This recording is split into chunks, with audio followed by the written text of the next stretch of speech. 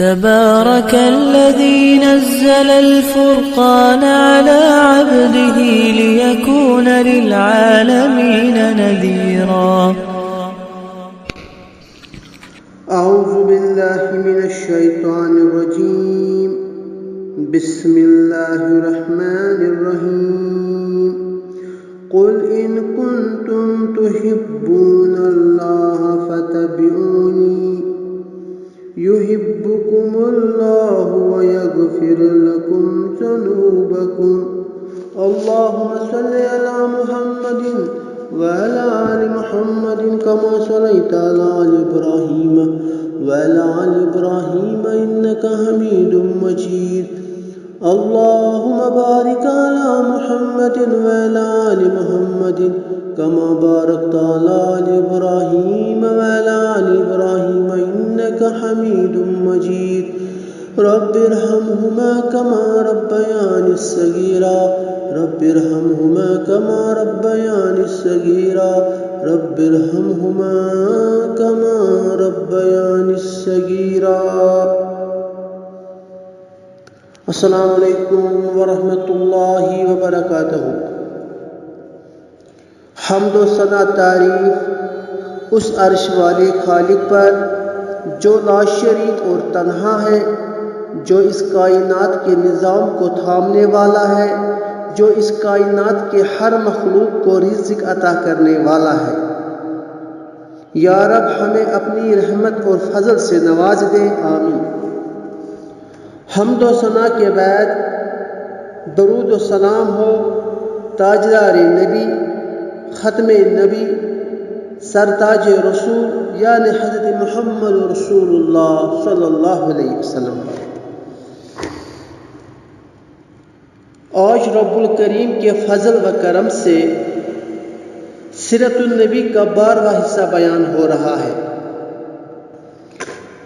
اللہ تعالیٰ مجھے سیرت النبی صلی اللہ علیہ وسلم کا حق ادائی کرنے کی توفیق عطا کرے، اور اللہ تعالیٰ مجھے علم اور عزت کی دولت سے نواز دے، آمین. سورہ علق کی 5 آیتوں کے بعد سورہ مدثر کی 8 آیتیں نازل ہوتی ہیں. جو میں نے سیرت النبی کے 11ویں حصے میں بیان کیا، ان 8 آیتوں میں رب العالمین نے رسول اللہ صلی اللہ علیہ وسلم کو حکم دیا،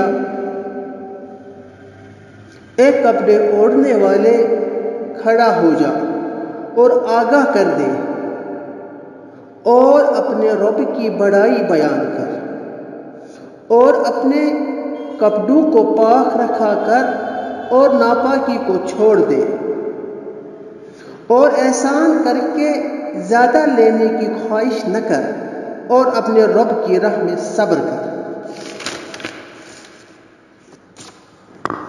اس کے بعد نبی کریم صلی اللہ علیہ وسلم نے دین حق کی دعوت دینی شروع کر دی. دعوت دینے کی 2 قسمیں تھیں. پہلی دعوت خفیہ دعوت و تبلیغ، اور دوسری دعوت اعلانیہ دعوت و تبلیغ. خفیہ دعوت و تبلیغ کا دور 3 سال تک چلا، اور اس کے بعد اعلانیہ دعوت و تبلیغ کا دور 10 سال تک جاری رہا. آج کی سیرت مبارک میں خفیہ دعوت و تبلیغ اور اعلانیہ دعوت و تبلیغ کے بارے میں روشنی ڈالوں گا. رسول اللہ صلی اللہ علیہ وسلم نے خفیہ دعوت و تبلیغ کی شروعات چند افرادوں سے کی. اس دعوت کو خفیہ دعوت و تبلیغ اس لیے کہا جاتا ہے کیونکہ یہ دعوت چپ چپ کے اور انفرادی طور پر دی جاتی ہے. اکثر لوگوں کو اس کی علمیت نہیں ہوتی ہے. نبی کریم صلی اللہ علیہ وسلم نے یہ خفیہ دعوت اپنی زوجہ حضرت خدیجہ رضی اللہ تعالی عنہ سے شروع کی، پھر اپنے غلام زید بن حارثہ سے، پھر اپنے چچیرے بھائی حضرت علی بن ابو طالب اور آپ کے یادگار حضرت ابو بکر صدیق رضی اللہ تعالی عنہ سے کی۔ یہ ایسے افراد تھے جنہوں نے رسول اللہ صلی اللہ علیہ وسلم کی دعوت پر لبیک کہا اور سب کے سب پہلے ہی دن مسلمان ہو گئے۔ حضرت ابو بکر صدیق رضی اللہ تعالی اسلام کی تبلیغ میں سرگرم ہو گئے، چنانچہ انہوں نے اپنے پاس آنے والے اور اٹھنے بیٹھنے والوں میں سے جس کو قابل اعتماد پایا اسے ابو بکر صدیق رضی اللہ تعالی عنہ نے اسلام کی دعوت دینی شروع کر دی۔ حضرت ابو بکر صدیق رضی اللہ تعالی عنہ کی کوشش سے حضرت عثمان رضی اللہ تعالی عنہ، حضرت زبیر رضی اللہ تعالی عنہ، حضرت عبد الرحمن بن عوف اور حضرت سعید بن وقاص اور حضرت طلحہ بن عبداللہ مسلمان ہوئے۔ شروع میں جو لوگ اسلام لائے انہی میں حضرت بلال حبشی رضی اللہ تعالی عنہ ہے۔ ان کے بعد ابو عبیدہ بن جرہ، سعید بن زید اور ان کی بیوی یعنی حضرت عمر رضی اللہ تعالی عنہ کی بہن فاطمہ بنت خطاب اور خباب بن ارد، عبداللہ بن مسعود اور دوسرے کئی افراد مسلمان ہو گئے۔ یہ لوگ مجموعی طور پر قریش کے تمام شاخوں سے تعلق رکھتے تھے۔ ابن حشام نے ان کی تعداد 40 سے زیادہ بتائی ہے۔ ابن اسحاق کا بیان ہے اس کے بعد مرد اور عورتیں جوب در جوب اسلام میں داخل ہوئی، یہاں تک کہ مکے میں اسلام کا ذکر پھیل گیا اور لوگوں میں اس کا چرچا ہو گیا۔ جو افراد اسلام سے فیضیاب ہوئے نبی کریم صلی اللہ علیہ وسلم نے انہیں خفیہ طور سے دعوت دی تھی۔ ادھر سورہ مدثر کی ابتدائی آیات کے بعد چھوٹی چھوٹی آیتیں نازل ہوئی۔ ابتدا میں جو کچھ نازل ہوا اس میں نماز کا بھی حکم تھا۔ اللہ تعالیٰ نے ابتدائی اسلام میں 2 رکعت صبح اور 2 رکعت شام کو نماز فرض کی تھی۔ حضرت زید بن حارثہ سے روایت ہے کہ رسول اللہ صلی اللہ علیہ وسلم پر ابتدا میں جب وحی آئی تو آپ کے پاس حضرت جبریل علیہ السلام تشریف لائے اور آپ کو وضو کا طریقہ سکھایا۔ ابن حشام کا بیان ہے کہ نبی کریم اور صحابہ کرام رضی اللہ تعالی اجمعین نماز کے وقت گاٹھیوں میں چلے جاتے تھے اور اپنی قوم سے چپ چپ کر نماز پڑھتے تھے۔ ایک بار ابو طالب نے نبی کریم صلی اللہ علیہ وسلم اور حضرت علی کو نماز پڑھتے ہوئے دیکھ لیا، پوچھا اور حقیقت معلوم ہوئی۔ پھر ابو طالب نے کہا اے محمد اس پر برقرار رہنا۔ مختلف واقعات سے ظاہر ہے کہ اس مرحلے میں تبلیغ کا کام اگر انفرادی طور پر چپ چپ کر کیا جا رہا تھا، لیکن قریش کو اس کی سگندھ لگ چکی تھی، یعنی کہ وہ اس سے باخبر تھے، لیکن انہوں نے اسے قابل توجہ نہ سمجھا۔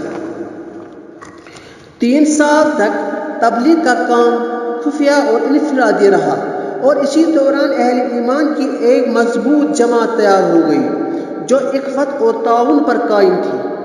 اس کے بعد نبی کریم صلی اللہ علیہ وسلم کو حکم دیا گیا اپنے رشتہ داروں کو کھلم کھلا دین کی دعوت دیجیے، ان کے باطل سے ٹکرائیے اور ان کے بتوں کی حقیقت سے انہیں آگاہ کر دیجیے۔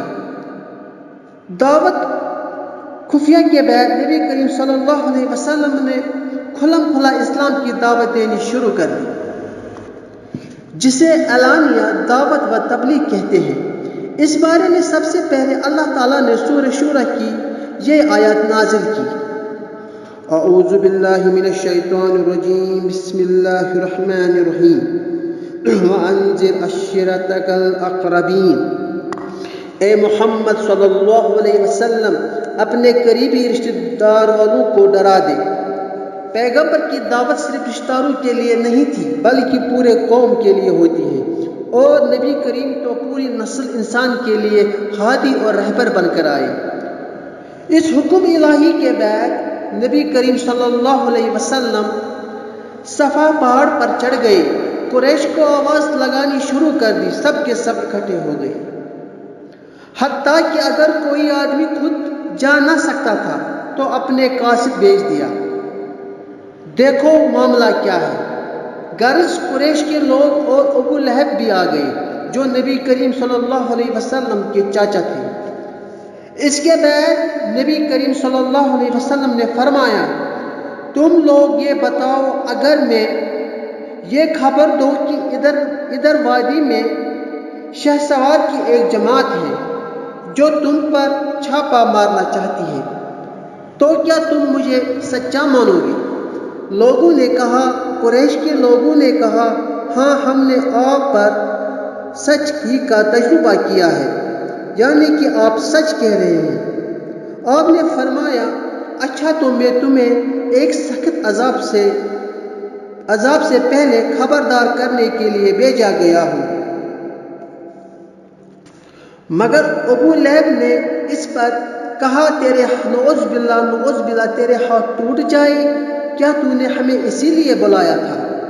اس پر سورۃ لہب کی آیت تبت یدا ابی لہب نازل ہوئی، اے ابو لہب کے دونوں ہاتھ ٹوٹ جائے، یعنی کہ رب العالمین نے ابو لہب کے جواب میں یہ آیت نازل کی، تبت یدا ابی لہب، ابو لہب کے ہاتھ ٹوٹ جائے۔ اس کے بعد آپ نے اپنی بیٹی فاطمہ اور اپنی پھوپھی حضرت صفیہ کو بھی فرمایا، تم اللہ کے ہاں بچاؤ کا بندوبست کر لو، میں وہاں تمہارا کام نہیں آ سکوں گا۔ پہلے خفیہ دعوت اور پھر اپنے رشتہ داروں کو اعلانیہ دعوت کے بعد رب الجلیل نے ایک اور پیغام سے دعوت میں تیزی آئی۔ نبی کریم صلی اللہ علیہ وسلم کھلم کھلا اور دین برحق کی دعوت دینے لگے۔ رب الجلیل کے وہ کون سے آیات نازل ہوئے جس میں پیاری نبی صلی اللہ علیہ وسلم کو حکم ہوا، اب کھلم کھلا دعوت دیجئے، شرک، خرافات اور باطل بتوں کا پردہ چاک کر دیجئے۔ انشاءاللہ تعالی 13ویں حصے میں بیان ہوگا۔ آپ سب لوگوں سے گزارش ہے، میری یہ چینل المسلم اسلامک چینل سبسکرائب کے ساتھ ساتھ لائک اور شیئر بھی کیجیے تاکہ آپ کو یہ میری ویڈیو سب سے پہلے حاصل ہو اور ساتھ ساتھ آپ لوگوں کو صدقہ جاریہ بھی حاصل ہو۔ اللہ تعالیٰ آپ سب کو خیرت سے رکھے۔ وآخر دعوانا الحمدللہ رب العالمین، آمین۔